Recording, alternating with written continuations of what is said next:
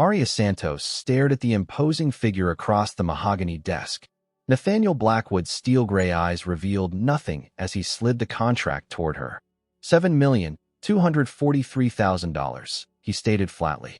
That's what your father owed me, with interest. The small law office suddenly felt airless. 3 days after burying her father, Arya discovered the crushing truth.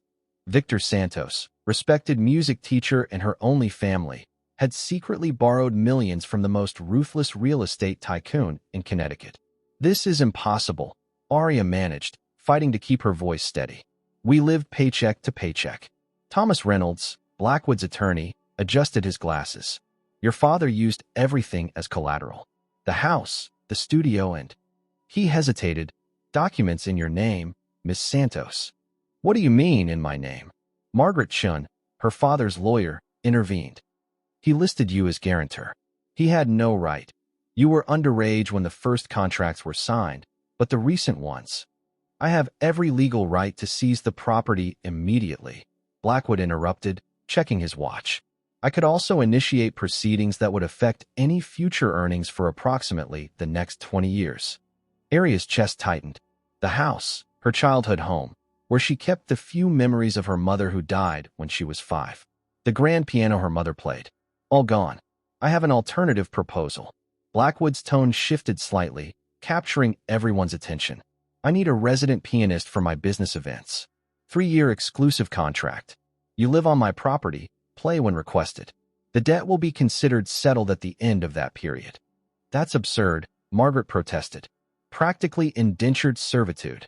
It's a generous offer, considering the circumstances, Reynolds countered. The value of services doesn't come close to the amount owed. Arya remained silent, processing what she'd just heard.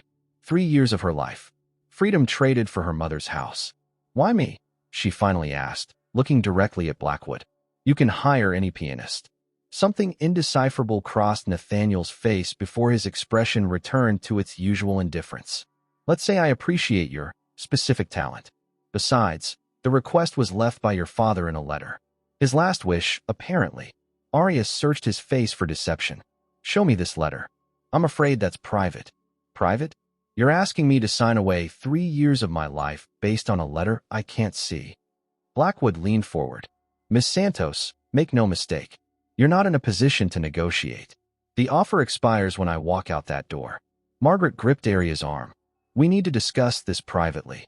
2 minutes, Blackwood conceded, standing to leave with Reynolds. When the door closed, Margaret turned to Arya. This is insane. We can fight this. With what money? You heard him, Arya whispered. 20 years of garnished wages. There's something off about all this. Why would a billionaire want you specifically as his pianist? I don't know, Arya admitted. But I can't lose my mother's house. It's all I have left. The door opened as Blackwood and Reynolds returned. Arya straightened her shoulders. If I agree, I want conditions. Blackwood raised an eyebrow. Go on. 1. I keep ownership of my mother's piano. 2. I maintain my teaching schedule with existing students, remotely. 3. After 3 years, the house returns to me, debt-free, with all documents destroyed. Reynolds started to object, but Blackwood raised a hand to silence him. Agreed, with one amendment. No outside performances during the contract period. My events exclusively. Arya hesitated, then nodded. When do I start? Tomorrow, 9 a.m. He produced a card with an address. Pack lightly. Everything you need will be provided. 24 hours later, Arya watched from the window of a sleek black car as the massive iron gates of Blackwood Estate opened. With just 2 suitcases containing her most precious belongings, she'd left behind her life to enter an unknown world. The car stopped before a towering glass and stone mansion. As Arya stepped out, an older woman with a stern face approached. Miss Santos, I'm Eleanor Reed, the housekeeper. Mr. Blackwood is in Tokyo until Wednesday. I'll show you to your quarters. Arya followed Eleanor through cavernous halls adorned with priceless art. They reached a wing overlooking manicured gardens. You're sweet, Eleanor said, opening double doors to reveal a space larger than Arya's entire house. In the center of the main room stood a gleaming grand piano. Mr. Blackwood requested this be brought in yesterday. Arya approached the instrument cautiously. A Steinway Model D, the finest concert grand available. A handwritten note sat on the keys. Consider this a welcoming gift. Your schedule starts Thursday. NB. Eleanor cleared her throat. Dinner is at 7. Mr. Blackwood has specific rules. Most important, never enter the West Wing without express invitation. After Eleanor left, Arya sat at the piano, running her fingers across the keys. Perfect action, flawless tone. This single instrument probably cost more than all her father's debts. She crumpled Blackwood's note. What game was he playing? No one spent this kind of money on a contractual obligation. There had to be something more.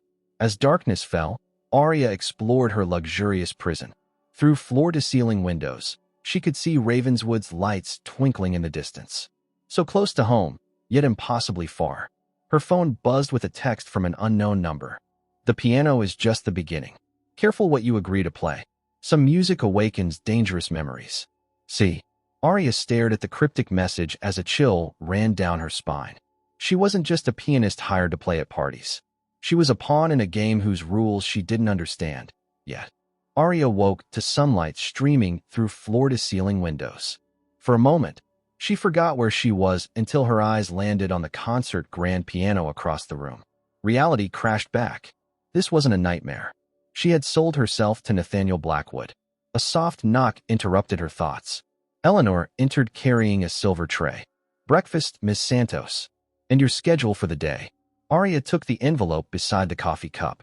Inside was a typed itinerary. 9 a.m. Tour of permitted areas, Ms. Reed. 11 a.m. Piano assessment, music room. 2 p.m. Wardrobe fitting suite. 5 p.m. Dinner preparation discussion, kitchen. Wardrobe fitting? Arya questioned.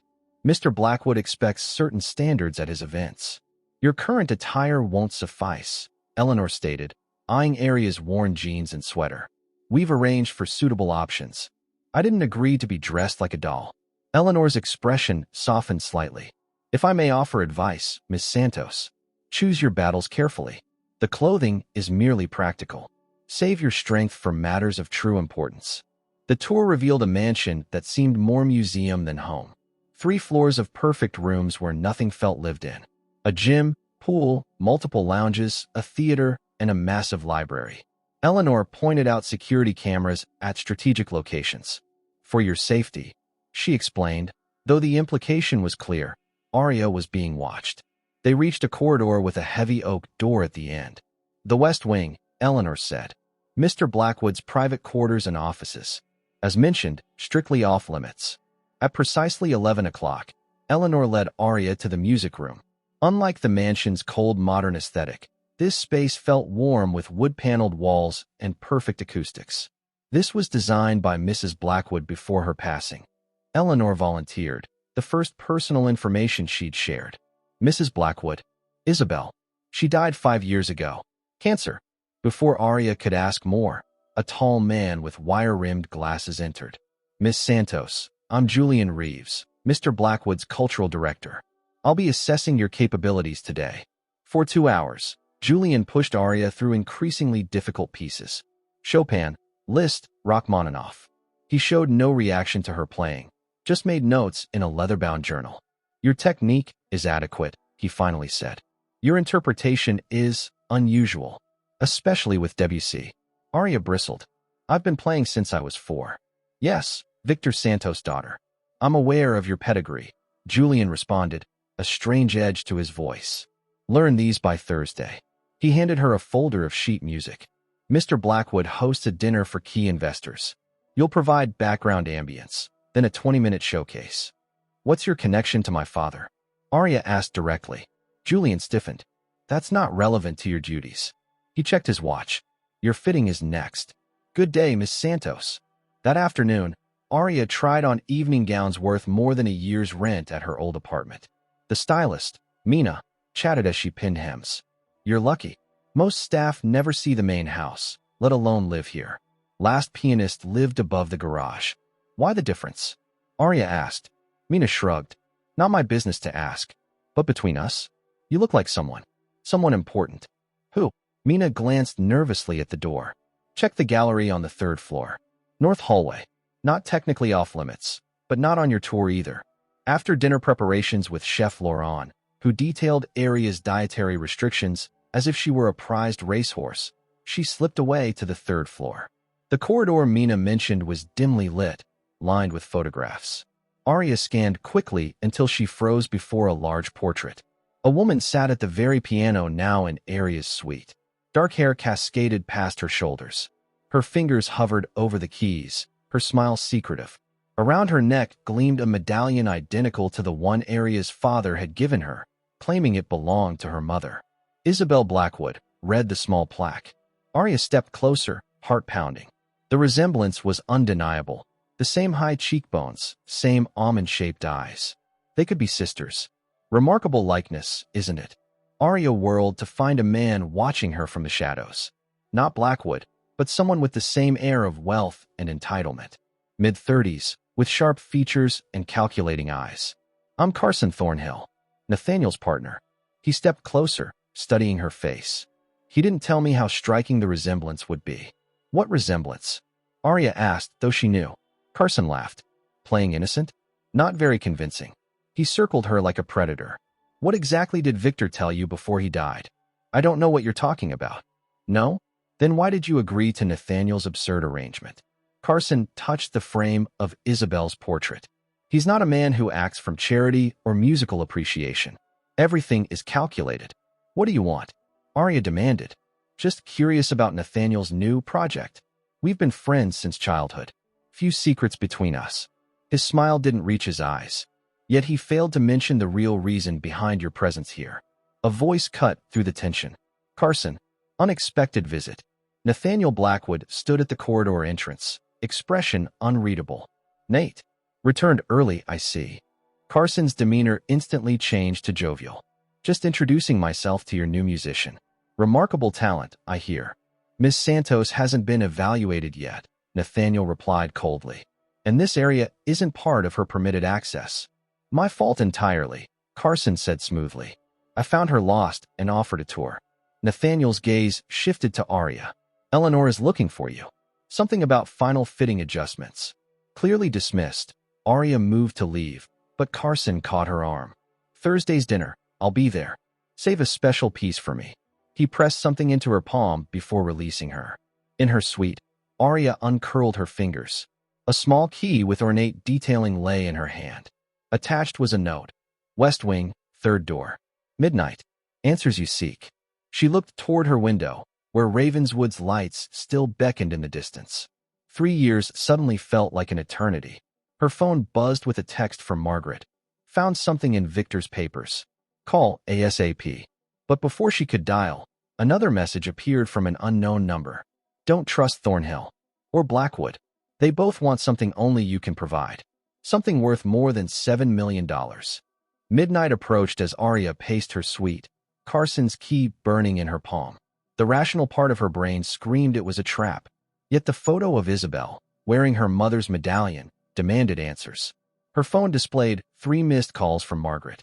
Whatever her father's lawyer had found would have to wait.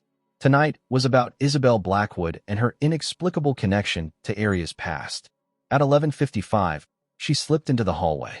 The mansion was silent except for distant mechanical hums of security systems. She moved quickly, avoiding camera sightlines Eleanor had inadvertently revealed during their tour. The West Wing entrance loomed before her, its heavy oak door slightly ajar. Aria hesitated. Crossing this threshold meant breaking her agreement with Blackwood on day 1.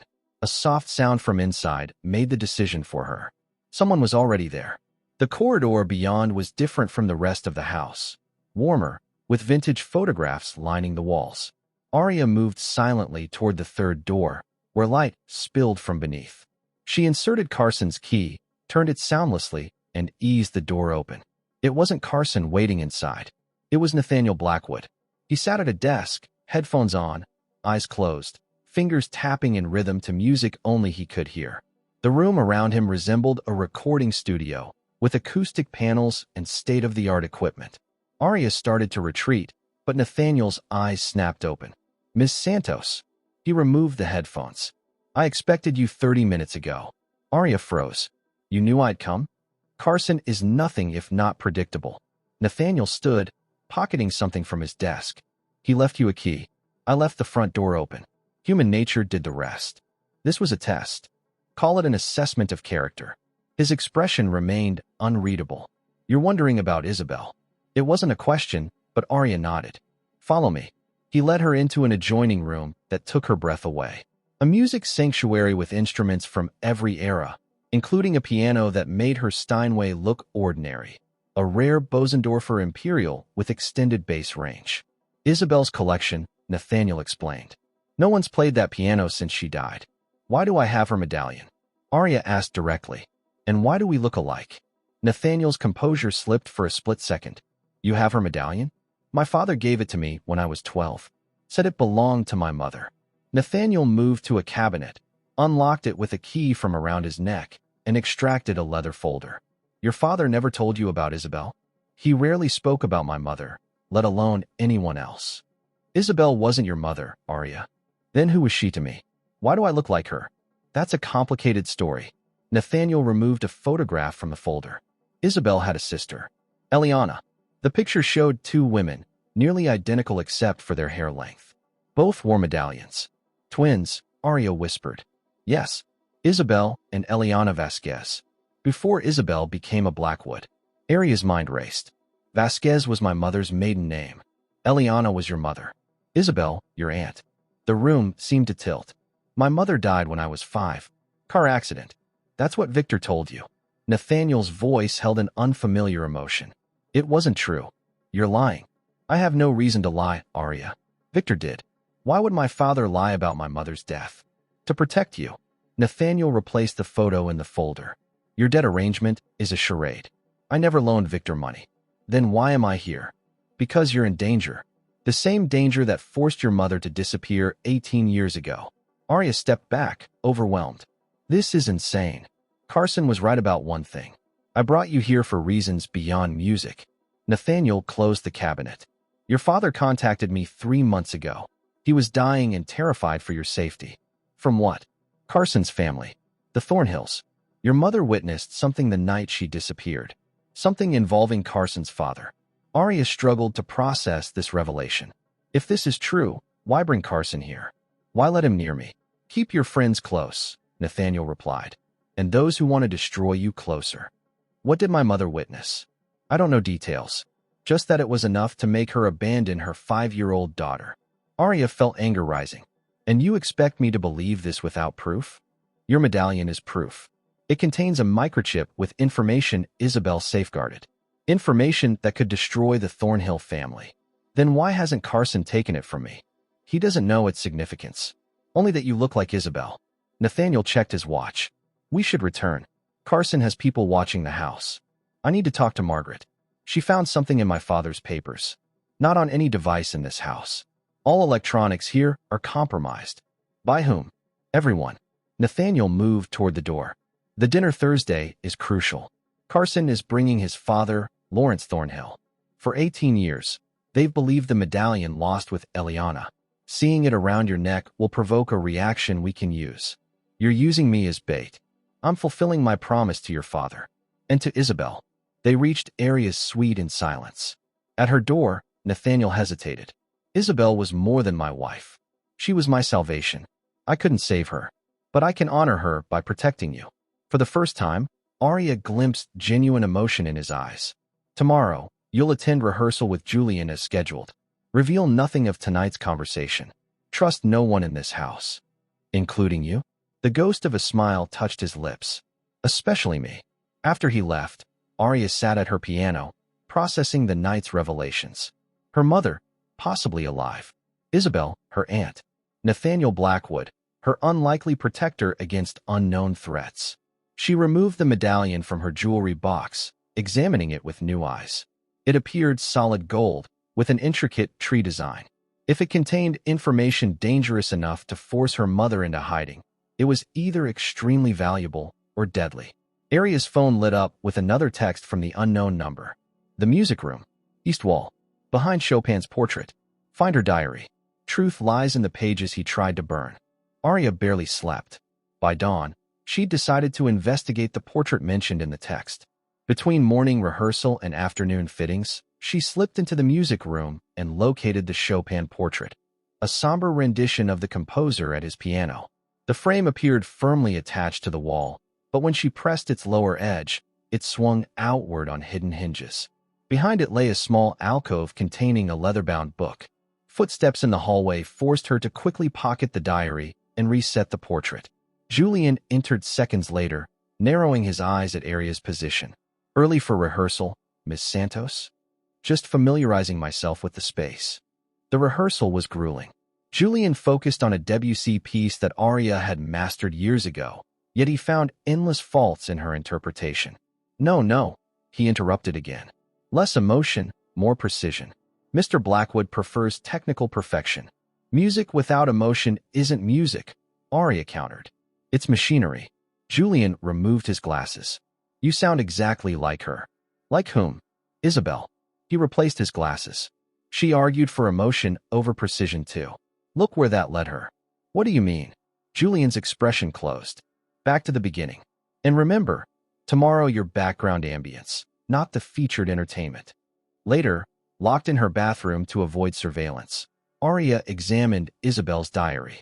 Most entries detailed musical compositions and performance notes, but scattered among them were cryptic references. March 15th, 2016, L showed his true nature tonight. He witnessed everything. We must act quickly before they silence her too. March 17th, 2016, the medallions are ready. He takes north, I keep south. Together they unlock everything. And knows nothing, safer that way. March 20th, 2016, E disappeared tonight. Pray she reach safety. V will protect her daughter. The evidence remains divided until we can bring L to justice. The final entry was dated 3 days before Isabel's reported death. April 2nd, 2019. Cancer spreading faster than doctors predicted. Carson visited today, concerned about my possessions after I'm gone. N suspects nothing about the true value of what I've hidden. If something happens, everything goes to E's daughter. She alone can unlock both halves of the truth. Aria closed the diary, mind racing. The medallions contained evidence of something the Thornhills had done, something worth killing for. But Isabel's half was missing. A knock at her door startled her. Eleanor stood outside with a garment bag. "Final dress for tomorrow's event, Miss Santos. Mr. Blackwood requests you wear this." Inside was a stunning black gown and a note. "Wear the medallion tomorrow. Carson's father will attend. Watch his reaction, not Carson's." Eleanor eyed the jewelry box visible on Aria's dresser. "That's a beautiful piece. Family heirloom. Something like that. Reminds me of Mrs. Blackwood's. She never removed hers." Eleanor's typical reserve softened. She was a remarkable woman. Kind to everyone, unlike. "Unlike who?" Eleanor shook her head. "Not my place to say. Dinner is at 7. Aria expected a solitary meal as usual, but entering the dining room, she found Carson Thornhill lounging at the table. "Our resident musician," he greeted, raising a wine glass. "Join me." Nathaniel was nowhere in sight. "Where's Mr. Blackwood?" "Conference call with Tokyo. We're dining alone." Carson gestured to the chair beside him. Aria deliberately sat across the table instead. "I wasn't informed we'd have guests." "Not a guest. Practically family," Carson smiled. "Nathaniel and I have shared everything since Princeton. Business ventures, vacation homes." His eyes lingered on her face. "Secrets." Chef Laurent served the first course in uncomfortable silence. "Tell me about your father," Carson finally said. Victor was quite the mystery man. He was a music teacher. Before that, in Mexico, Aria stiffened. Her father rarely mentioned his life before moving to Connecticut. "My father was from Arizona." His passport suggested otherwise. Carson sipped his wine. "Your mother too, Eliana Vasquez. Born in Mexico City, educated in Vienna. Quite the international romance." "How would you know that?" "Research. I like knowing who's living in my friend's house." Carson leaned forward. "Did Victor ever mention the Thornhill Gallery?" "No." "Strange. He worked there for years. Security consultant. That's where he met your mother and Isabel." Aria kept her expression neutral. "My mother died when I was 5. I barely remember her." "Is that what Victor told you?" Carson's voice was silky. "Fascinating. The stories parents tell children to protect them from the truth." Chef Laurent returned with the main course, providing momentary relief from Carson's interrogation. "Tomorrow's dinner is important to Nathaniel. Carson continued once they were alone. His first major social event since Isabel's death. Investors from around the world. I'm prepared. I'm sure you are. Isabel trained with the best before her illness. Carson watched her reaction. Did Nathaniel tell you she died of cancer? Yes. So convenient, a natural death. No questions asked. A chill ran down Aria's spine. What are you implying? Nothing. Just that people aren't always what they seem. He reached for her hand. Like you, playing the indentured servant when we both know you're something more. Aria withdrew her hand. I'm fulfilling a contract. A contract based on a fabricated debt. Carson's mask slipped, revealing something cold. Nathaniel has no legal claim on you. I checked the records. No loans exist. Then why would he lie? To keep you close. To use you. Carson's eyes fixed on her throat. Where's your medallion, Aria? The one Victor gave you. The room temperature seemed to drop. How do you know about that? I know everything about this house, including what's hidden behind Chopin's portrait. A throat cleared from the doorway. Nathaniel stood watching them, his expression thunderous. Carson, unexpected dinner guest. Just keeping Miss Santos company. Carson stood smoothly. She's delightful. So talented. So much like Isabel. My wife is not a topic for dinner conversation. Former wife, Carson corrected. 5 years is a long mourning period, Nate. Eleanor will show you out. After Carson left, Nathaniel remained standing, tension radiating from him. Whatever he said to you, disregard it. He knows about the medallion, Aria said quietly. And the diary. Nathaniel cursed under his breath.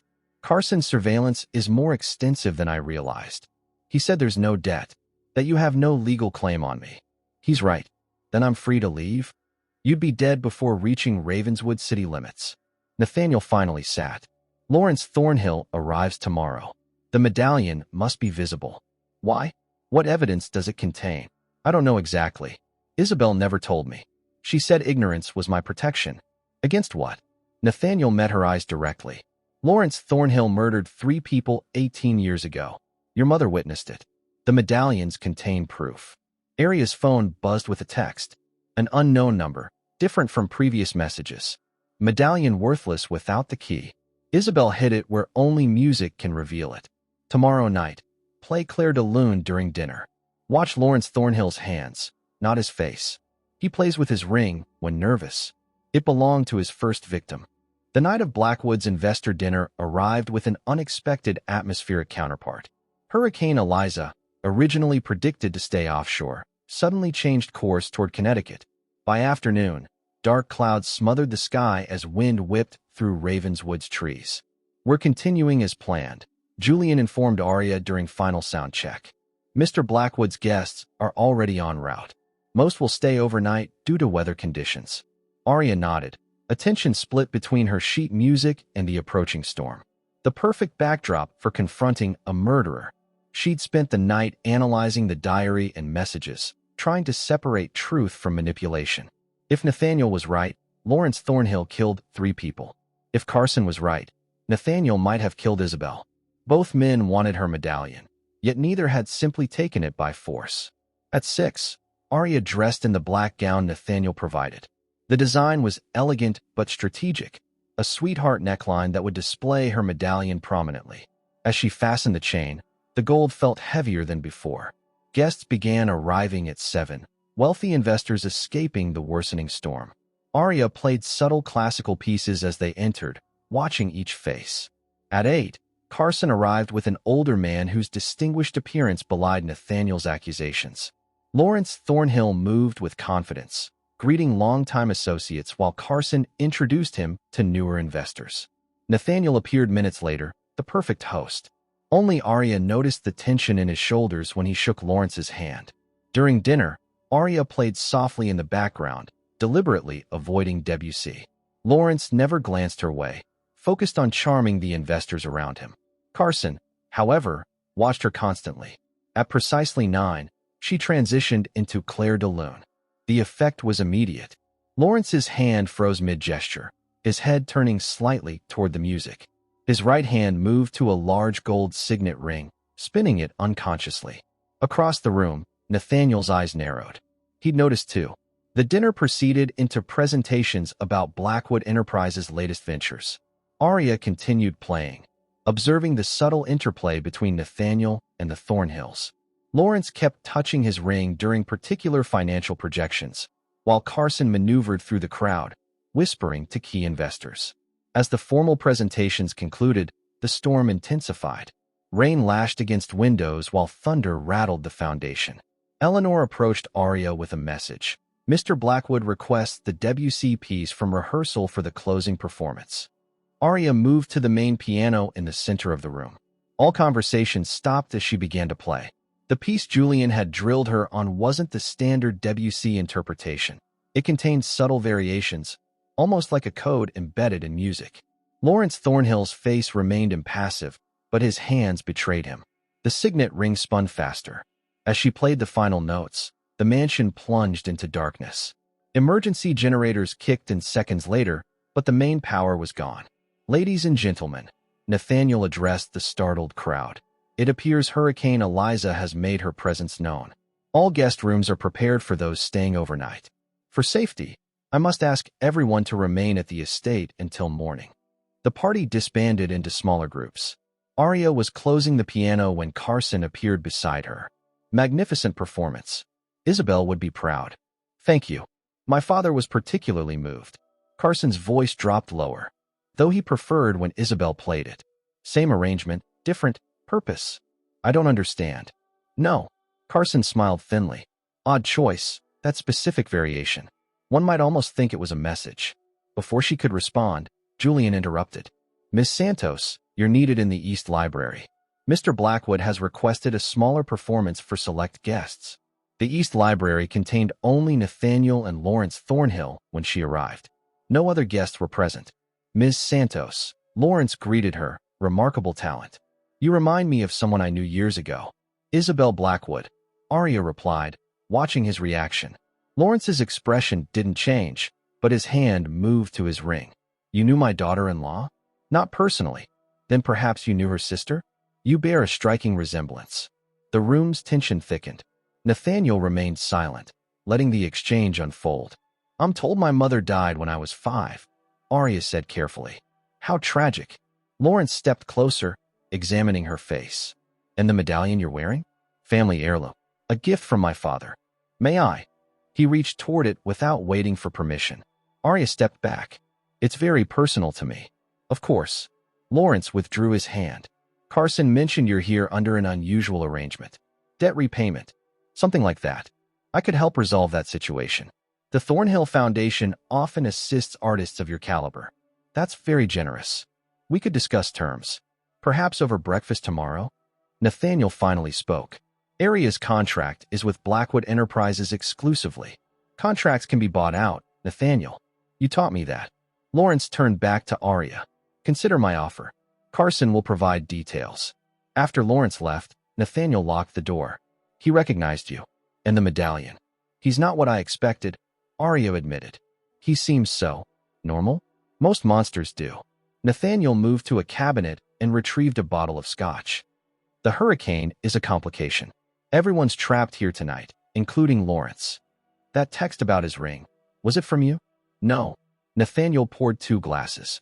But whoever sent it was right. That ring belonged to gallery owner Martin Reeves. First of 3 murders that night. Arya accepted the glass. Who were the others? A security guard named Phillips, and a young artist, David Ramos, who was dating Eliana at the time. Thunder crashed outside as power fluctuated again. Emergency lights flickered, then stabilized. Why kill them? Insurance fraud. Lawrence was selling forgeries through the gallery. Reeves discovered it, threatened exposure. Your mother was working late cataloging new acquisitions. She witnessed everything from a storage closet. And Isabel? How did she get involved? Eliana ran to her sister first. They created the medallions together, splitting the evidence between them. Nathaniel drained his glass. Isabel thought it would protect Eliana. If anything happened to one, the other could still bring Lawrence to justice. Then why did Isabel marry you? Your companies have done business with Thornhill for years. Keep your enemies closer, Arya. Nathaniel's expression darkened. Isabel's goal was always to destroy Lawrence from within. She just didn't live long enough to succeed. A crash from elsewhere in the mansion interrupted them. Eleanor appeared moments later, face pale. Mr. Blackwood, The storm has damaged the east wing. Security system is compromised. Secure all guests in their rooms. Post guards at Lawrence's door. Nathaniel turned to Arya. Go to your suite.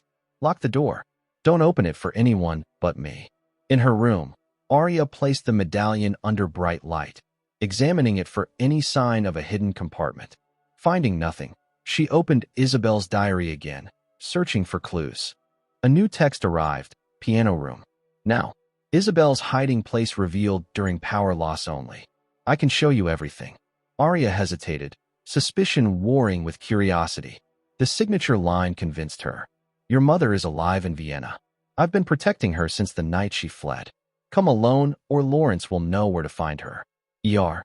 Eleanor Reed, the housekeeper who'd served Isabel for years. Arya slipped into the dark hallway, heading toward the music room and answers that couldn't wait until morning. The mansion creaked under the hurricane's assault as Arya navigated darkened hallways toward the music room. Emergency lights cast eerie shadows that danced with each thunder crash. Twice, she ducked into alcoves to avoid security personnel patrolling with flashlights.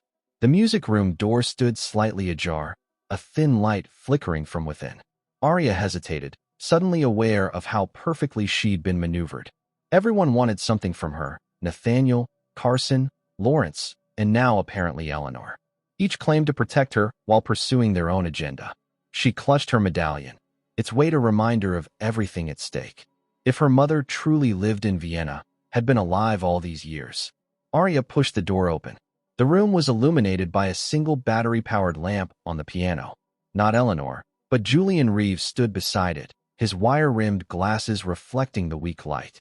Ms. Santos, right on schedule. Where's Eleanor? Attending to storm damage, I imagine. Julian gestured to the piano bench. Please sit. We have limited time. You sent the text? How do you know about my mother? I know everything about this house and its occupants. I've been Nathaniel's cultural director for 12 years. Before that, I was Martin Reeves' son. The name struck Arya like a physical blow. Martin Reeves, Lawrence's first victim. So you've been told. Julian's typically precise demeanor had fractured, revealing something raw beneath. Did Nathaniel explain why my father was killed? Insurance fraud. Forgeries.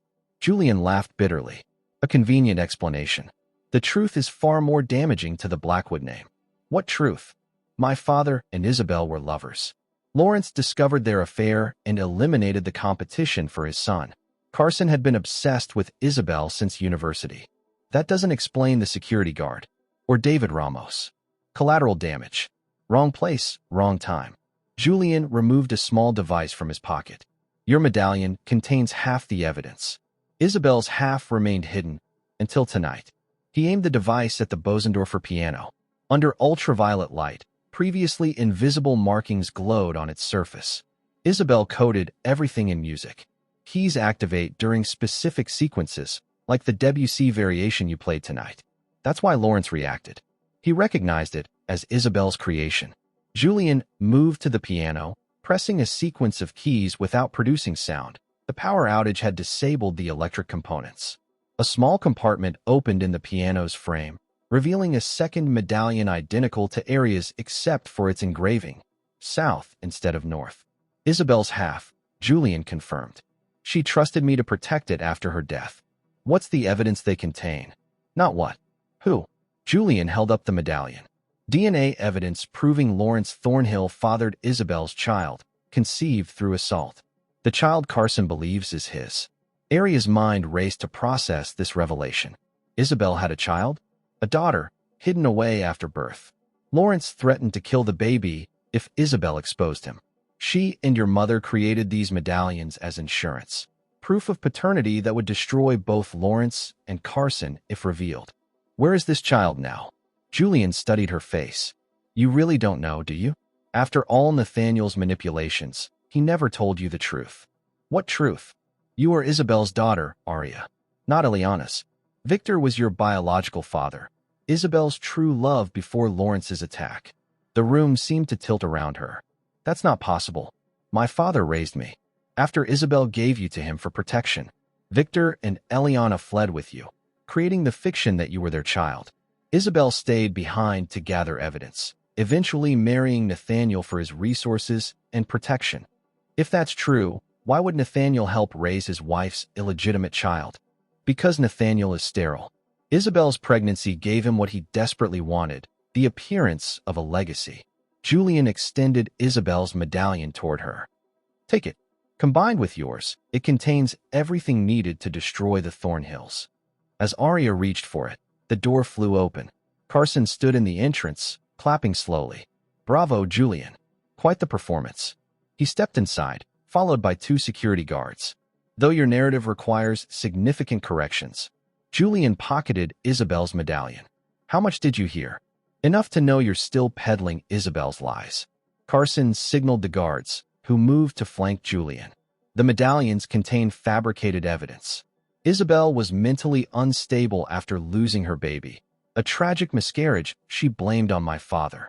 You know that's not true, Julian spat. What I know, Carson replied calmly, is that you've been obsessed with avenging your father for 18 years. You'd say anything to accomplish that. Carson turned to Arya. I apologize for this drama. Julian has been feeding you misinformation since your arrival, including those anonymous texts, I imagine. Arya looked between them, uncertain whom to trust. Why would Julian lie? Grief distorts perception. He's blamed my family for his father's heart attack for years, despite medical evidence. Carson extended his hand. Your medallion isn't proof of any crime. It's merely a key to Isabel's safety deposit box. We've been searching for it since her death. Don't give it to him, Julian warned. The hurricane has provided perfect cover for Julian's scheme, Carson continued. He planned to steal both medallions, access Isabel's box, and plant his fabricated evidence. A new voice entered the conversation. An interesting theory, Carson. Nathaniel Blackwood stood in the doorway, Eleanor beside him. Carson's composure momentarily slipped. Nate, shouldn't you be managing the crisis downstairs? The only crisis requiring my attention is in this room. Nathaniel stepped inside, eyes fixed on Arya. I see Julian has shared his version of events. Among other revelations, Arya replied. Like my true parentage. Something flickered across Nathaniel's face. Confirmation enough. You knew. You knew I was Isabel's daughter. Yes. Why the elaborate charade? The fake debt? Why not simply tell me the truth? Would you have believed me? A stranger claiming your entire life was a fiction. You had no right to hide this from me. I had every right. Nathaniel's voice hardened. Isabel entrusted me with your protection in the event of her death. Victor agreed to our arrangement. Everything was designed to shield you until we could safely recover both medallions. Carson laughed disbelievingly. This is absurd. Arya is Eliana's daughter. Isabel couldn't have children. Everyone knew that. Another convenient lie, Nathaniel replied. Isabel hid her pregnancy, gave birth in secret, then fabricated medical records showing infertility to explain the absence of children in our marriage. The tension in the room had become unbearable.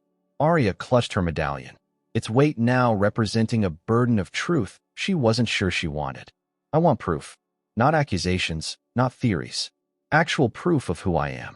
Julian stepped forward. The medallions contained DNA results. Combined, they unlocked digital files Isabel stored offshore. And a considerable fortune, Carson added. Isabel's private accounts. That's what this is really about. Money, not justice. Eleanor, silent until now, finally spoke. There's a simpler way to confirm the truth. She reached into her pocket and withdrew a folded paper. Isabel left this with me before her death, to be given to Arya when she was found. Arya accepted the paper with trembling hands. A handwritten letter in elegant script began, My dearest daughter. Before she could read further, the mansion's main lights suddenly flared back to life. The restoration of power triggered the security system, including surveillance cameras throughout the house. The music room's hidden panel automatically closed, secondary locks engaging. Carson tensed visibly. We should continue this discussion privately. The other guests will find this fascinating, interrupted Lawrence Thornhill from the doorway, especially the part about my alleged crimes.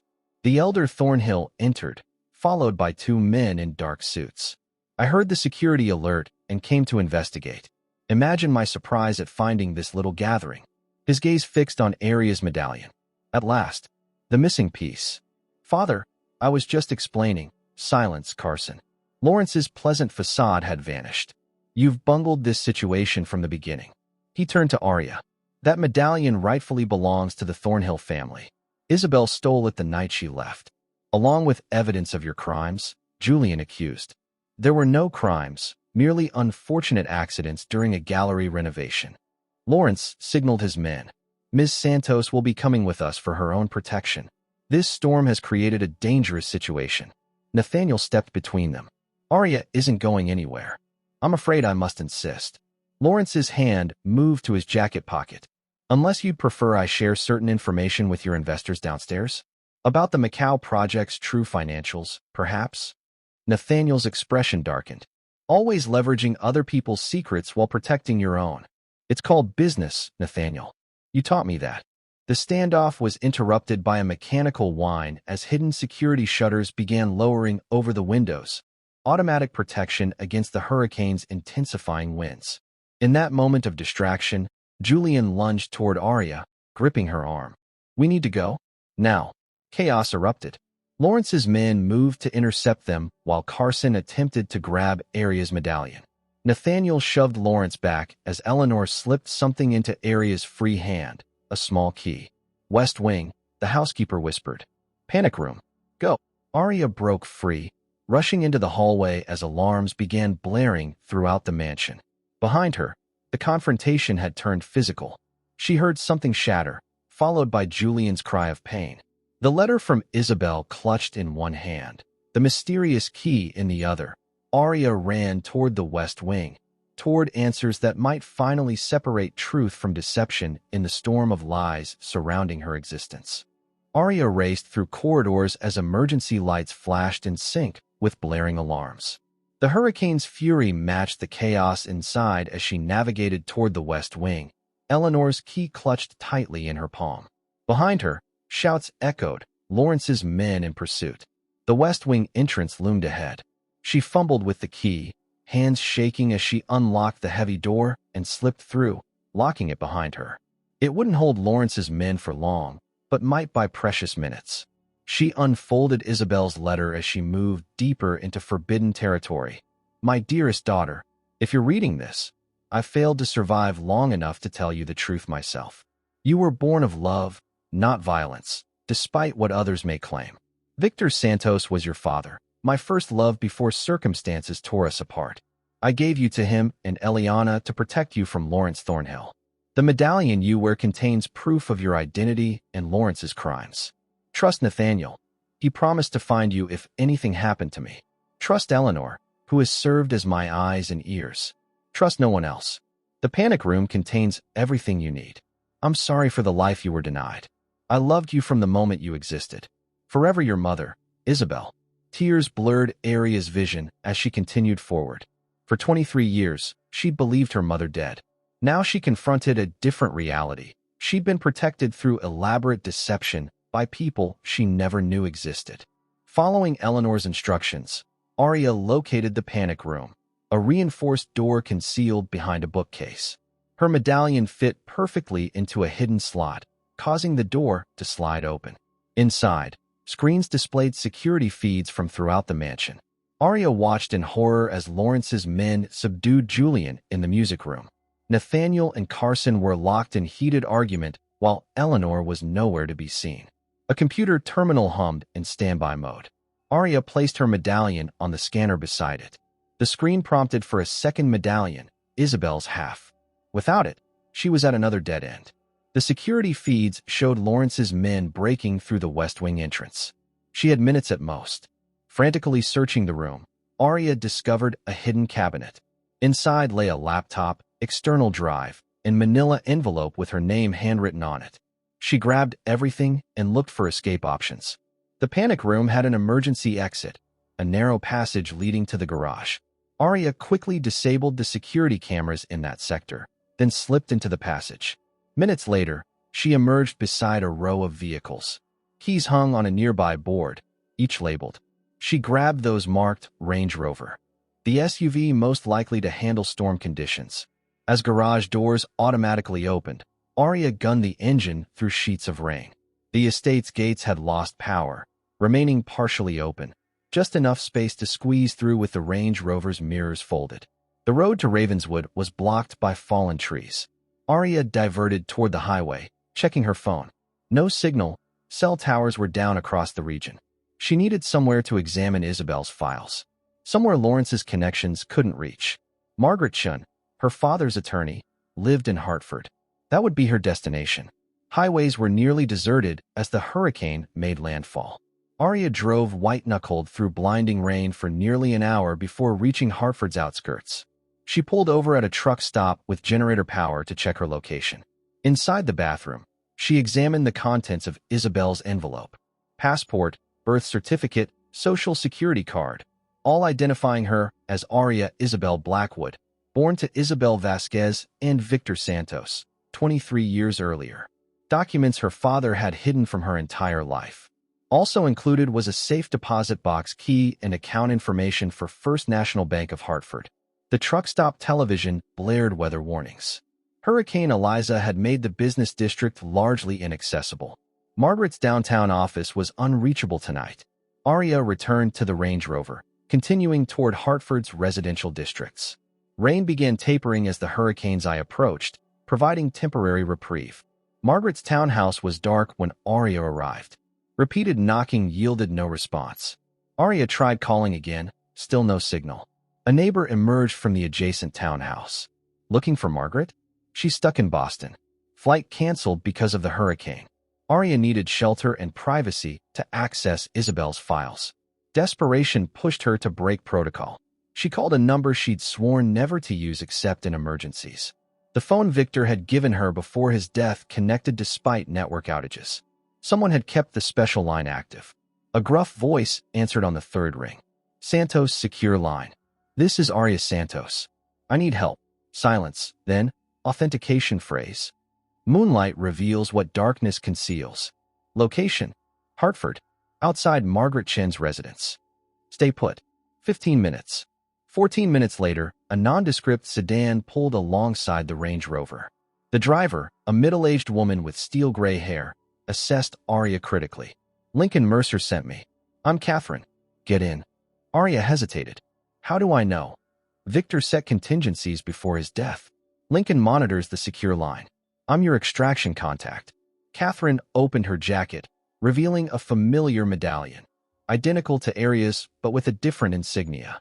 I was Eliana's handler after she left the country. Arya transferred Isabel's materials to Catherine's car. They drove to an industrial area on Hartford's outskirts, stopping at a converted warehouse. Inside, Catherine led Arya to a sparsely furnished apartment above a printing business. Safe house, off-grid, generator power, and secure internet. You knew my father? And both your mothers. Catherine's expression softened momentarily. Eliana is my half-sister. Isabel was her twin. That makes me your aunt, biologically speaking. Arya struggled to process this new connection. Is Eliana alive? Yes. Vienna, under protected identity. She's been trying to gather enough evidence against Lawrence to return safely. Why didn't anyone tell me? Victor insisted you remain ignorant until absolutely necessary. Your safety depended on it. Catherine helped connect Isabel's external drive to a secure laptop. The system requested both medallion codes for full access. I only have mine. Julian has Isabel's half, but he was captured. There's a backup authentication. Catherine tapped commands, bringing up a musical staff. Isabel encoded a sequence that can substitute for her medallion. Play it correctly, system grants temporary access. What sequence? The Debussy variation you played tonight. Arya stared in shock. How do you know about that? We've been monitoring Blackwood Estate for months. Tonight was supposed to be the extraction, you, the medallions, and Julian. Hurricane accelerated everything. The screen displayed a virtual piano keyboard. Arya carefully played the Debussy variation from memory. Each note glowed as she hit it correctly. The system unlocked, revealing hundreds of files. Focus on the evidence folder, Catherine instructed. We need Lawrence's DNA confirmation first. Arya opened the indicated directory. Inside were medical records, photographs, and DNA test results comparing Lawrence Thornhill's genetic profile with a sample labeled Infant Blackwood. 99.98% paternity match, Catherine read. Isabel preserved Lawrence's DNA from the night of the assault. Conclusive evidence. Carson said Isabel lost her baby, a miscarriage. Another lie. Isabel concealed the pregnancy, gave birth in Switzerland, then returned claiming medical issues had left her infertile. And gave me to my father, Aria whispered. To protect you from Lawrence. If he knew you existed, carried his DNA, you'd never be safe. Aria opened another folder containing surveillance photos. Lawrence meeting with known criminals. Financial records showing art forgery transactions. Most damning, time-stamped security footage from the gallery the night of the murders, clearly showing Lawrence attacking Martin Reeves. This is what my mother witnessed. Eliana saw everything from the storage closet. Lawrence knew someone was there, but couldn't find her. Isabel helped her escape with you. Aria's head throbbed with competing versions of truth. Nathaniel claimed he married Isabel to protect her. Was that true? Catherine hesitated. Partially. Nathaniel loved Isabel genuinely. But he also needed her family connections for Asian market access. Complicated relationship. And Julian? Was he telling the truth? About most things. But his father and Isabel weren't lovers. They were co-conspirators. Martin discovered Lawrence's forgery scheme and was helping Isabel gather evidence. A notification appeared on Catherine's phone. Security perimeter breach. We need to move. Lawrence's men? Possibly. Or Blackwood's. Neither can be trusted completely. Catherine rapidly copied essential files to an encrypted drive. Complete evidence transfer will take hours. We'll take what we have and move to secondary location. Aria grabbed Isabel's laptop. What about Julian? He's still captive at the estate. Extraction team is handling it. Priority is getting you and the evidence to safety. As they prepared to leave, Aria hesitated. I need to know who's been sending me text messages. About the medallion, the diary, the music code? Not us. Could be Julian operating independently. Or what? Catherine's expression darkened. A third player. Someone neither Thornhill nor Blackwood controls. Carson. Carson follows his father's orders. He's dangerous, but predictable. As they moved toward the exit, Catherine's phone pinged again. Multiple vehicles approaching. We're compromised. They rushed downstairs to the printing floor.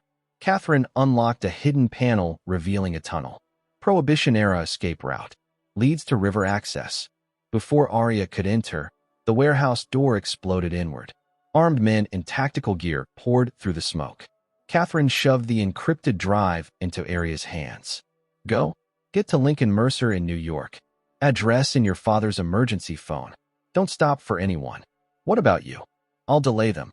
Catherine pushed Aria into the tunnel, sealing the entrance behind her. The last thing Aria heard was gunfire erupting in the warehouse above as she fled into darkness, clutching the evidence that had cost so many lives already. Chapter 8. The Final Symphony. 3 months after Hurricane Eliza, Blackwood Tower's grand auditorium hummed with tension.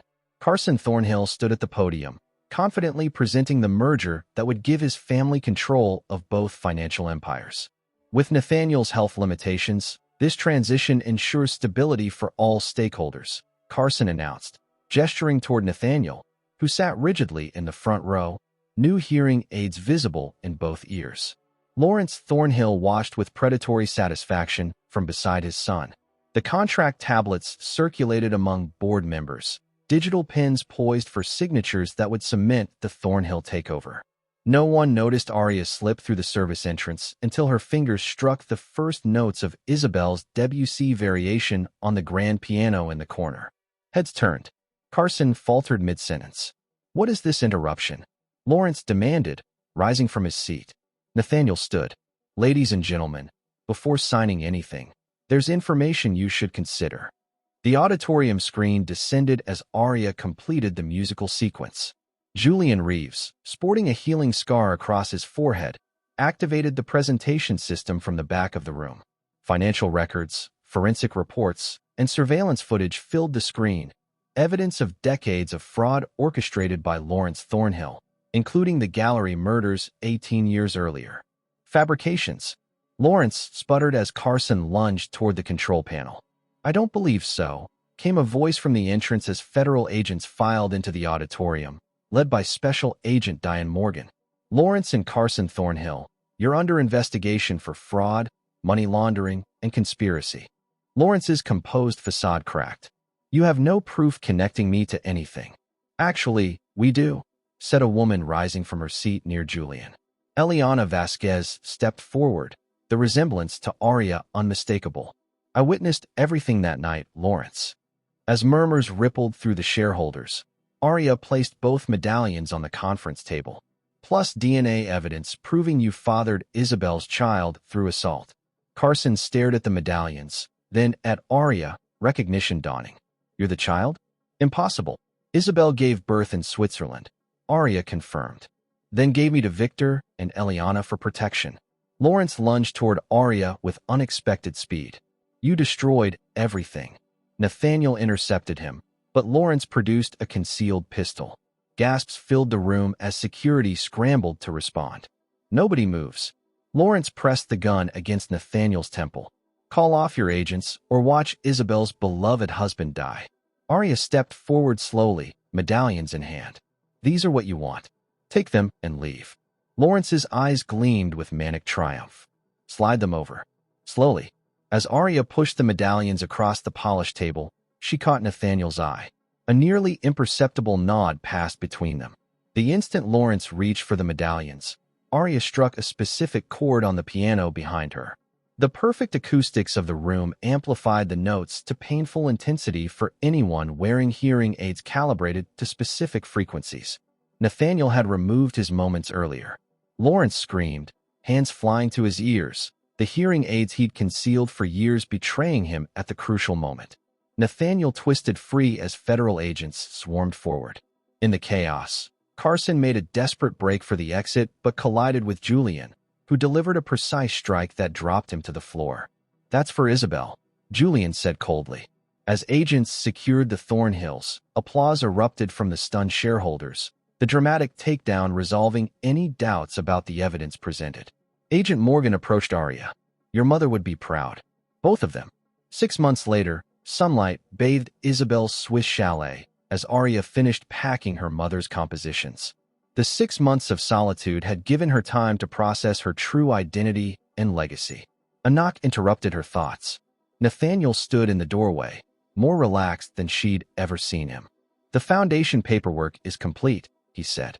Isabel's dream of supporting music education for disadvantaged children becomes reality next month. Aria nodded. And the Thornhills. Lawrence received life without parole. Carson turned state's evidence, 15 years minimum. Aria closed the final box of Isabel's music. I've decided to perform her unfinished symphony at the foundation launch. She would have wanted that, Nathaniel agreed, then hesitated. Have you considered my offer? Aria looked around the chalet that had become her sanctuary. To return to Blackwood Estate? It holds too many shadows. Not as estate manager, Nathaniel clarified. As equal partner in everything. The company, the foundation, the future. He extended his hand, not presuming more. Isabel brought us together for justice. Perhaps we could stay together for something more. Aria studied him. This complicated man who had both protected and deceived her, who had loved Isabel enough to wait years for justice. She placed her hand in his. Partners, then, for Isabel's legacy, and perhaps our own. Outside, spring bloomed across the Alps, while inside, Aria finally embraced the truth of who she was, not payment for a debt that never existed, but heir to a legacy of courage that would define her future on her own terms.